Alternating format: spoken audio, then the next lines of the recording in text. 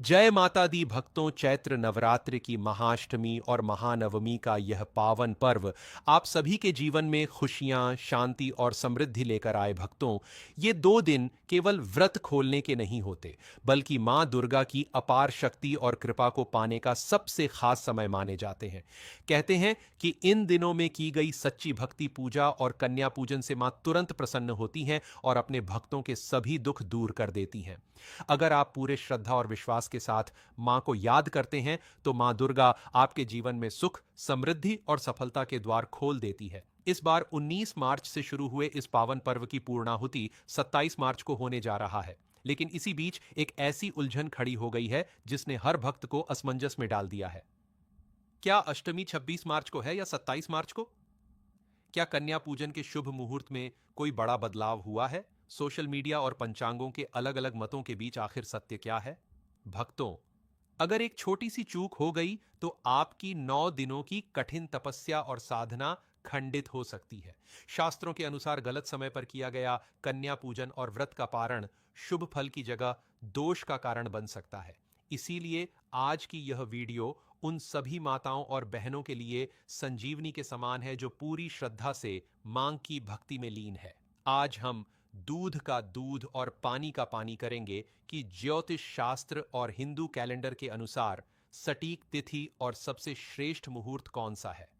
इस वीडियो में हम केवल तारीख ही नहीं बताएंगे, बल्कि उन गुप्त विधियों पर भी चर्चा करेंगे जिनसे दरिद्रता दूर होती है और मां अन्नपूर्णा का वास घर में सदा बना रहता है। कन्या पूजन में कितनी कन्याएं होनी चाहिए? भोग में ऐसा क्या खिलाएं जिससे मां तुरंत प्रसन्न हो? कलश विसर्जन की सही विधि क्या है? और सबसे महत्वपूर्ण वे 3 बड़ी गलतियां जो अनजाने में भी अष्टमी नवमी के दिन आपके पुण्य को नष्ट कर सकती हैं। भक्तों, इस जानकारी को अधूरा छोड़ना आपकी पूरी पूजा के फल को प्रभावित कर सकता है। इसलिए इस वीडियो को अंत तक बहुत ध्यान से देखिएगा, क्योंकि एक एक सेकंड आपकी श्रद्धा और शास्त्रोक्त विधि से जुड़ा है। अगर आप भी मां के सच्चे भक्त हैं तो इस वीडियो को शेयर करके अन्य भक्तों के संशय को दूर करने के इस पुण्य कार्य में भागीदार बने। भक्तों, इस साल अष्टमी और नवमी तिथि नवरात्रि के अंतिम और अत्यंत महत्वपूर्ण दिनों को दर्शाती है, जो देवी दुर्गा की पूजा के लिए विशेष माने जाते हैं। अष्टमी यानी 8वां दिन माता के उग्र और शक्तिशाली रूप की आराधना की जाती है, जिसे महाअष्टमी कहा जाता है, जबकि नवमी यानी 9 दिन मान सिद्धदात्री स्वरूप की पूजा होती है, जिसे महानवमी कहते हैं। इन दोनों तिथियों पर कन्या पूजन, हवन और विशेष भोग अर्पित करने की परंपरा होती है, क्योंकि मान्यता है कि इन दिनों माता रानी अपने भक्तों को विशेष आशीर्वाद प्रदान करती हैं और घर में सुख समृद्धि लाती हैं। तो चलिए, आपका ज्यादा समय ना लेते हुए जानकारी आरंभ करते हैं और जान लेते हैं अष्टमी और नवमी कब है। यह विशेष वीडियो आरंभ करते हैं। जैसा कि आप सब जानते हैं, इस बार चैत्र नवरात्रि 2026 का आरंभ 19 मार्च गुरुवार से हुआ है और इसकी पूर्णाहुति 27 मार्च 2026 शुक्रवार के दिन होगी। तो इस बार अष्टमी तिथि आ रही है 26 मार्च 2026 गुरुवार के दिन। हिंदू कैलेंडर और ज्योतिष शास्त्र के अनुसार इसी दिन हम अष्टमी तिथि का पालन करेंगे। वैसे अष्टमी तिथि का आरंभ हो रहा है 25 मार्च बुधवार को दोपहर में 1:50 से और अष्टमी तिथि समाप्त होगी 26 मार्च गुरुवार के दिन सुबह 11:39 पर। लेकिन अगर उदय तिथि यानी सूर्योदय के अनुसार देखा जाए तो अष्टमी तिथि हमें प्रातः काल में सूर्योदय के समय 26 मार्च को ही प्राप्त हो रही है और इसीलिए वैदिक पंचांग के अनुसार इस बार चैत्र नवरात्रि पर अष्टमी तिथि का पालन किया जाएगा। 26 मार्च 2026 गुरुवार के दिन वही नवमी तिथि वैसे तो आरंभ हो रही है। 26 मार्च गुरुवार को प्रातः 11:48 से और समाप्त हो रही है।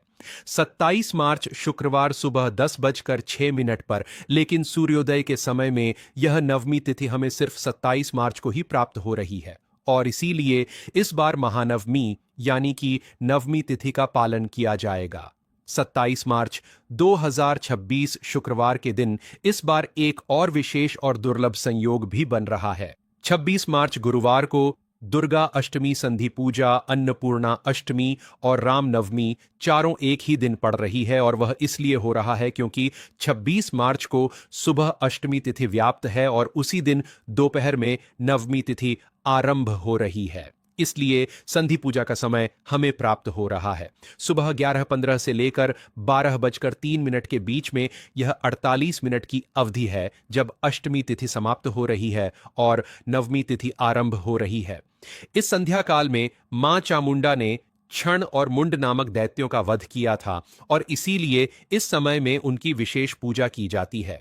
चलिए अब बात करते हैं कन्या पूजन के शुभ मुहूर्त की। तो कई भक्तों के घरों में अष्टमी के दिन कन्या पूजन किया जाता है और कुछ भक्तों के वहां पर नवमी के दिन कन्या पूजन किया जाता है। तो आप अपनी स्थानीय परंपरा अनुसार अष्टमी या नवमी किसी भी दिन कन्या पूजन कर सकते हैं। वैसे तो आप पूरे दिन में कन्या पूजन कर सकते हैं, लेकिन कन्या पूजन के लिए सबसे शुभ मुहूर्त सुबह का बताया जाता है। तो देखते हैं 26 मार्च अष्टमी के दिन कन्या पूजन का शुभ मुहूर्त क्या रहेगा। सबसे पहला तो ब्रह्म मुहूर्त का समय है, सुबह 4:30 से लेकर 5:18 के बीच में। अगर इस समय में नहीं कर सकते तो दूसरा मुहूर्त है प्रातःकालीन पूजा का समय। वो मिलेगा सुबह 4:45 से लेकर 6:05 के बीच में। उसके बाद अभिजीत मुहूर्त हमें प्राप्त हो रहा है दोपहर में 11:58 से लेकर 12:48 के बीच में। कन्या पूजन के लिए यह भी एक सबसे अच्छा शुभ मुहूर्त माना जाता है। उसके अलावा अष्टमी के दिन एक और शुभ मुहूर्त कन्या पूजन के लिए हमें प्राप्त हो रहा है और वह है सुबह 8:50 से लेकर 10:40 के बीच में। इस समय में भी कन्या पूजन किया जा सकता है। अब अगर आप नवमी तिथि के दिन कन्या पूजन कर रहे हैं तो उसके शुभ मुहूर्त इस प्रकार रहेंगे। सबसे पहला ब्रह्म मुहूर्त का समय रहेगा सुबह 4:28 से लेकर 5:17 तक का। उसके बाद प्रातःकालीन पूजा का शुभ समय मिलेगा सुबह 4:44 से लेकर 6:04 तक का। उसके बाद सुबह 10:06 से लेकर 10:42 के बीच में भी अच्छा शुभ संयोग है। और अभिजीत मुहूर्त का समय है दोपहर में 11:48 से लेकर 12:48 तक का। उसके बाद दोपहर में 12:55 से लेकर 3:17 तक का भी एक शुभ मुहूर्त प्राप्त हो रहा है। तो इस प्रकार आप अपनी अनुकूलता और पारिवारिक स्थिति और परंपरा के अनुसार इन दोनों में से किसी भी दिन कन्या पूजन कर सकते हैं। लेकिन एक बात का विशेष ध्यान रखें, प्रयास करें कि इन दोनों ही दिनों में राहु काल के दौरान कोई भी पूजा अर्चना, कन्या पूजन या फिर हवन का आरंभ ना किया जाए। भक्तों, ज्योतिष शास्त्र के अनुसार दिन में लगभग 90 मिनट की यह अवधि राहु ग्रह के प्रभाव में रहती है, जिसमें कोई भी शुभ कार्य वर्जित माना गया है। तो इसलिए 26 मार्च गुरुवार के दिन राहु काल का अनुमानित समय रहेगा दोपहर में 1:30 से लेकर 3 बजे तक, और 27 मार्च शुक्रवार को नवमी वाले दिन राहु का समय रहेगा सुबह 10:30 से लेकर 12 बजे तक। तो इस समय के अंदर में कोई भी शुभ या मांगलिक कार्य ना करें। चलिए अब बात करते हैं कन्या पूजन की विधि क्या रहेगी। तो शास्त्रों के अनुसार 2 वर्ष से लेकर 10 वर्ष की 9 कन्याओं की पूजा करनी चाहिए। अगर 9 कन्याएं उपलब्ध नहीं है तो 1, 3, 5 या फिर 7 कन्याओं की पूजा भी की जा सकती है। कुल संख्या विषम रखना शुभ माना जाता है। हमारे ग्रंथों में कहा गया है कि अकेली कन्या को 9 बार पूजने से भी 9 कन्या पूजन का फल मिलता है।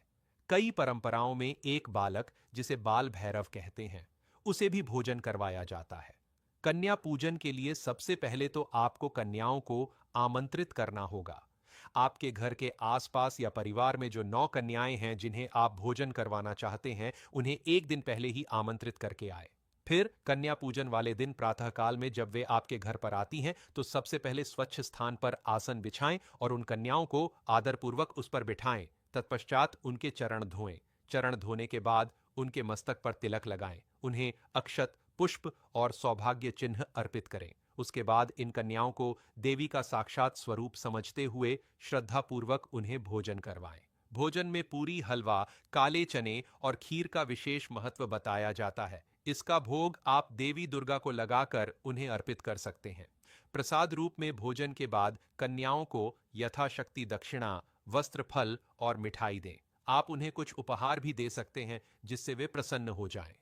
उसके बाद कन्याओं के चरण स्पर्श करें और उनसे आशीर्वाद लें। ध्यान रखें कि उनके साथ किसी भी प्रकार का दुर्व्यवहार ना हो आपके द्वारा या परिवार के किसी और सदस्य द्वारा। उन्हें पूर्ण सम्मान और स्नेह दें क्योंकि वे उस समय देवी का प्रत्यक्ष स्वरूप होती हैं। तो इस प्रकार आप अष्टमी या नवमी तिथि के दिन शास्त्रोक्त विधि अनुसार कन्या पूजन कर सकते हैं।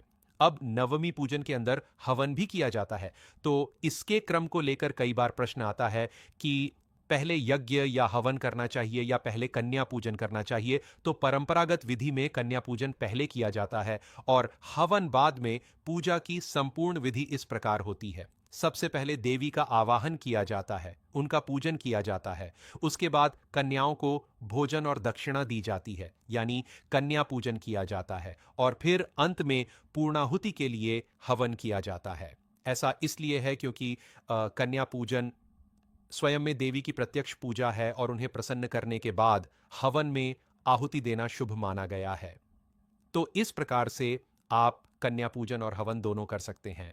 अगर आपके वहां पर नवमी के दिन कन्या पूजन हो रहा है और नवमी के दिन हवन किया जाता है तो आप इसी क्रम का पालन कर सकते हैं। सबसे पहले प्रातःकाल में उठकर स्वयं कलश की पूजा विधि और इत्यादि प्रातःकालीन कार्य समाप्त करें, देवी की पूजा करें, उसके बाद कन्या पूजन करें और उसके बाद हवन करें। देवी भागवत में नवमी पूजा के संदर्भ में कहा गया है कि देवी पूजा, होम हवन, कुमारिका पूजन और ब्राह्मण भोजन, यह चार मिलकर नवरात्र की पूर्ण साधना मानी गई है। अगर संपूर्ण दुर्गा सप्तशती पाठ के बाद हवन करना संभव नहीं है तो उत्तम है कि निर्वाण मंत्र या देवी सूक्त से भी हवन किया जा सकता है। चैत्र नवरात्रि में एक बहुत महत्वपूर्ण प्रश्न आता है कि अष्टमी और नवमी के दिन देवी दुर्गा को कौन सा भोग लगाना चाहिए। तो अष्टमी के दिन मां महागौरी की पूजा होती है। इस दिन माता को नारियल का भोग अर्पित करना चाहिए। इसके अलावा अष्टमी के दिन प्रसाद में सूजी का हलवा, पूरी और काले चने का भोग भी परंपरागत रूप से शुभ माना गया है। हलवा, पूरी और चने का यह पारंपरिक संयोजन कन्या भोजन में परोसा जाता है। नवमी तिथि के दिन मां सिद्धदात्री की पूजा होती है।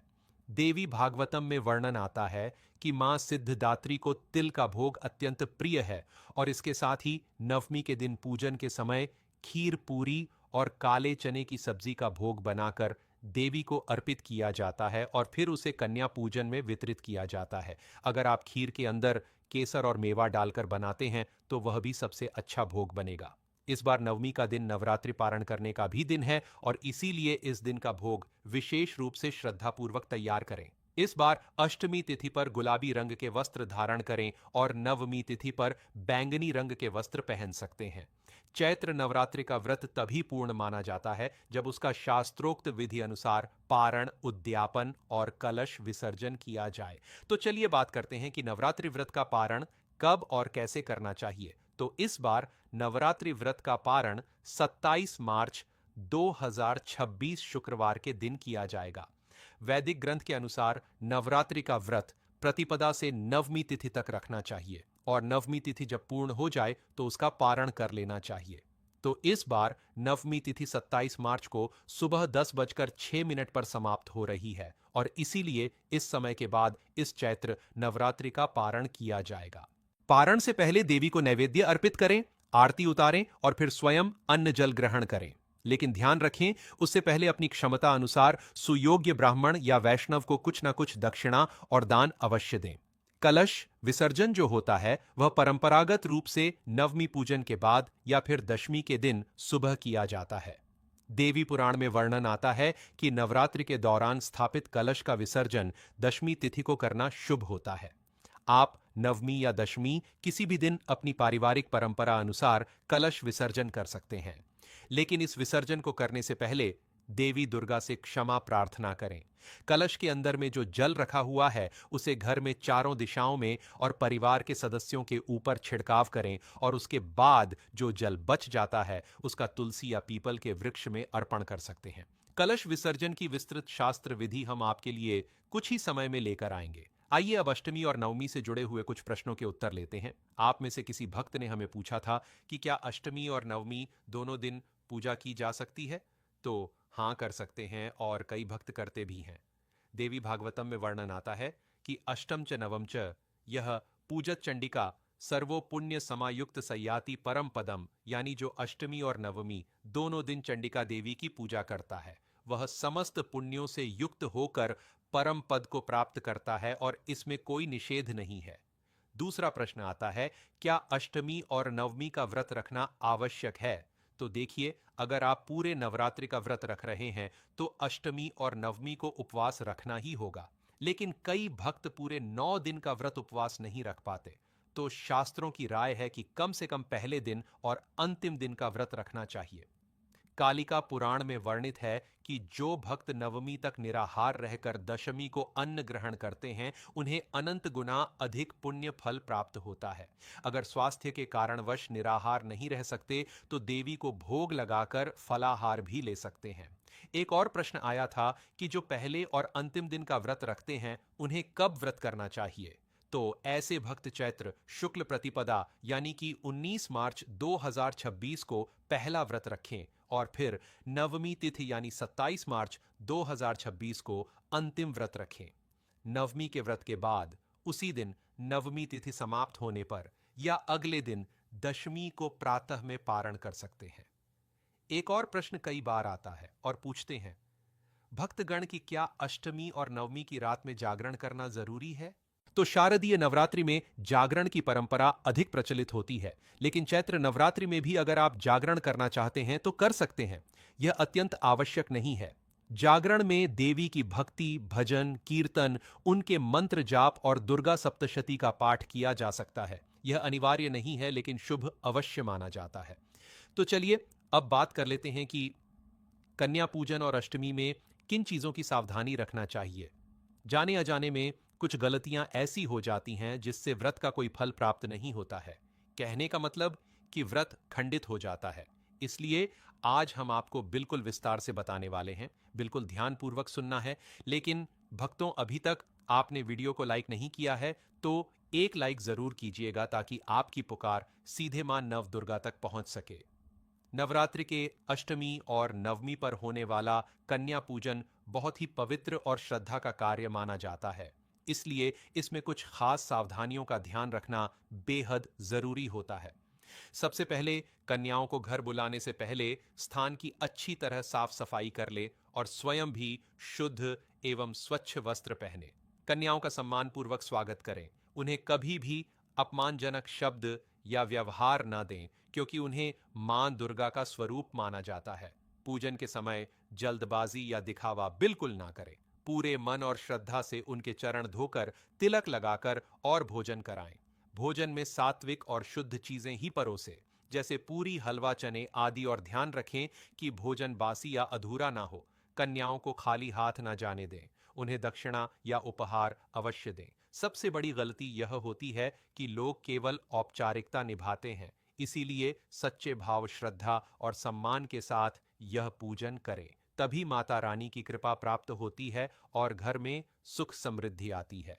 नवरात्रि के व्रत का पारण करते समय क्या खाना है और क्या नहीं खाना है, इसका विशेष ध्यान रखना बहुत जरूरी होता है, क्योंकि पारण ही व्रत की पूर्णता मानी जाती है।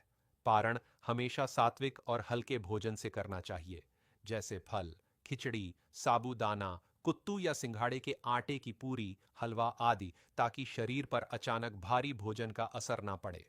पारण करते समय सबसे पहले माता रानी को भोग लगाएं, फिर प्रसाद ग्रहण करें।